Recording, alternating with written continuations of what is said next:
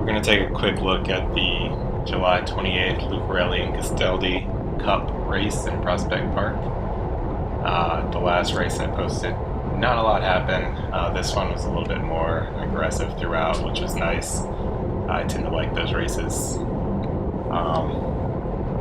Got a couple teammates, so early on I actually just sat at the back to make sure I wouldn't get any dumb moves like I usually do pretty early on. Usually like the first lap or two nothing's going to go away, so by staying in the back it kind of helps save me for when I need to be a little bit fresher and I can kind of attack more later on. A few guys going off the front right now, and there goes my teammate, so I was kind of sitting on the front waiting to see if he would go, and he went. So I just kind of eventually slot in, and then you kind of just start marking and waiting and seeing what happens with that move.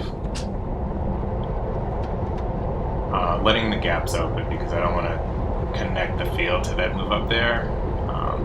And it's kind of saving my legs, so I'm just kind of able to sort of soft pedal till I find a good spot to jump back in the rotation and sort of get ready for a future attack. So really, we got kind of lucky. There was a lot of attacks in this race, so I think there was one point in the middle where I noticed that, and I just made sure to keep the pressure on. Even if it wasn't really attack, I would just take a hard pull at the front just to make sure the field never really bunched up. And at this point, there is actually a lead out for the intermediate sprint for the sprint competition, so it's kind of strung out. Me and my teammate right up there are staying near the front, just because we know it's strung out now, and it's a good time to attack right after the sprint. I think this is the first one, but it was either the first one or the second one. The race really took off when we started sort of going.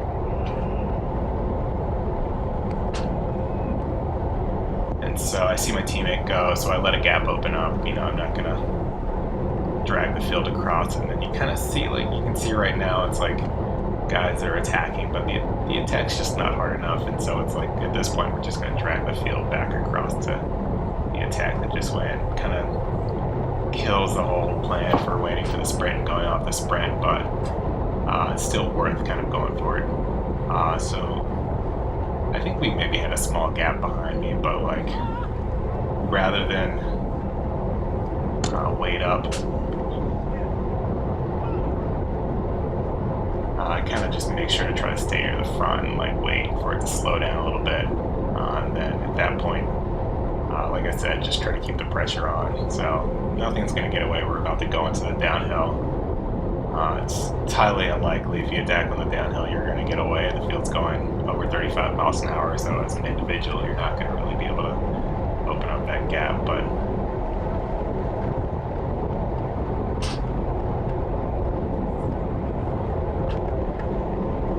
so now we're actually at the very top of the downhill, and I think we still have a small gap, and it's kind of, like I said, we're just not going to go fast enough in this group to open up a gap on a field of 90 plus people that are coming down this hill. So I kind of wait for this guy to pull off, and then I end up taking a pull just because, like I said, I wanted to keep it strung out, and I can kind of push on the hills. Downhill is a little better than I used to. That's one of the things that I've always tried to do in sports, and sort of figure out my weaknesses and work on it. And one of my big weaknesses used to be pedaling downhill, and so that's something I've definitely gotten a lot better at over the last few years. So I make sure to kind of keep it fast going downhill and it's strung out, with the hope that once we get to the bottom of the hill, it flattens out,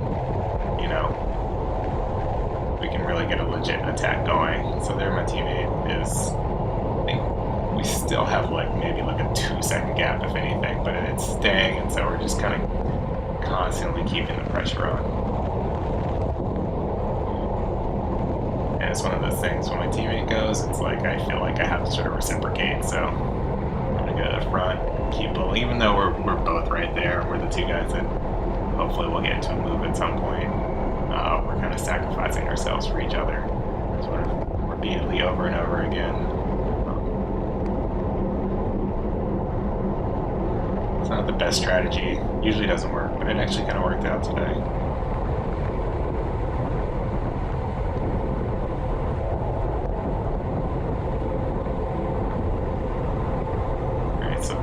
downhill again. There's my teammate right in front of me. So it's good. We're both at the front. We're both able to sort of react or try to create something. And so he goes now, and then I kind of make sure to slot in, and either I'll hop on a wheel or I'll let a gap open up. And this time, I don't really have to put in too much effort to sort of sit on this wheel. And the way probably the way I was looking at it was, the field's right there, but the field's strung out. We're going to catch my teammate, which we do. We get on his wheel, and the theme of the day, just keep the pressure on. So this guy right here on the right is attacking. I'm just going to hop on his wheel for a little bit, let him work. Kind of like I said, the last half of the race, the field never really bunched up. There was just kind of attack after attack after attack. And it's really the only way to get away here, just because it's such a predictable course.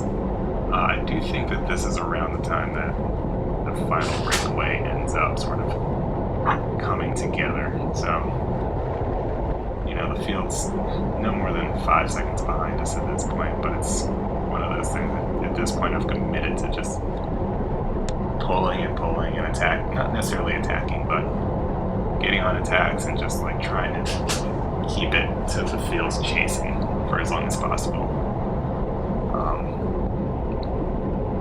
So I think that there may be a few guys behind us, 3 of us, and then a couple guys that are coming across. And then there's a few guys that end up sitting on me right now, so that's why the gap's opening up now. I just did my pull, this guy pulls. Nobody else is coming through. I look back, I'm not going to pull them back, so I wait for them to come around me, and then I'll just slide to the back.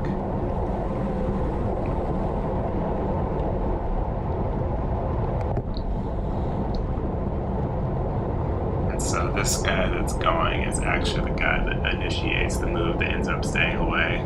The guy in the green does the right thing, hops on the wheel, doesn't do any work, waits to see if this is the right move.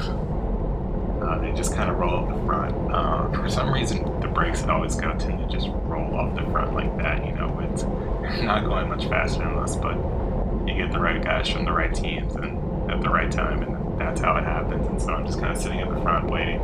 There my teammate goes, so I can continue to sit at the front. A few more guys go across, and that's really the race winning move right there, and they're right there. Like one person easily could have just gone to the front, pulled, brought that back, and that would have been it. But like I said, it's been lap after lap after lap where the field's just never really bunched up. So this is probably the first time where the field's bunched up in like 15 or 20 minutes.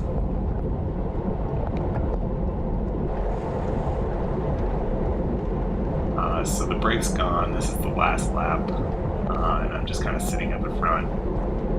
There's 8 or 9 guys up the road, so we're going for 10th place at this point. There ends up being a crash, so 2 guys kind of get knocked out of the brake, so we're actually sprinting for 8th place.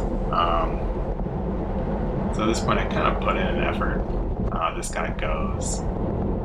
I'm going to get on his wheel. I'm not going to do anything once I get on his wheel. I'm going to wait. I mean, if he would pull me to the middle of the hill, then maybe I would attack over the top. I'm not going to take a pull off of this because the field's right there. And that would basically be the end of my day if I kind of contributed to this attack. So I'm just going to stay there, see what happens. Of course, we end up getting caught not too long after. He's looking back to see where the field is, see if I'm going to help. I'm not. So at this point, we're right at the bottom of the hill. There's maybe about a minute left to race. And I think I'm actually like chatting with somebody about the race, like saying, I don't remember what we were talking about. And then an attack goes at the bottom of the hill, which is perfect for me. Just because I'm not going to sprint. But if it's hard going into it, hard on the hill, then that at least gives me a chance. So there goes the attack. And then I'm at the front, so I just sort of jump and hop onto the back, wait for the gap. There's a gap, and I know at this point the guy that attacked, as soon as he realizes the field's there, he's going to sit up. And so, waiting for him to sit up, as soon as he sits up, I'm going to attack. Just try to hold it to the line. It works out perfectly. Sits up, people sit up, slow down. I attack. I remember the second I attacked, it was like I was so dead from that first jump that I barely rolled off the front, and I almost like called it off. I was like, you know what, I'm not going to sprint, so just try to hold it to the line, see what happens. Get to the top of the hill, you actually see the two guys. They got into the crash from the brake, sitting over there. At this point, I maybe look back once, but at this point, it's just kind of all in to the line, and it goes slightly downhill, so I'm like so just dead at this point that I go into time trial position. Just trying to make it as easy as possible on me, and like, you know, at some point, it's like, I know somebody's gonna come, and I'm still waiting, nobody's coming. I can see the finish line, and then, you know, then you get the sense, you feel it, and then there go two guys, but it's still hung out for 10th overall, so not a bad day. My teammate ended up finishing 5th in the break, so decent day for us.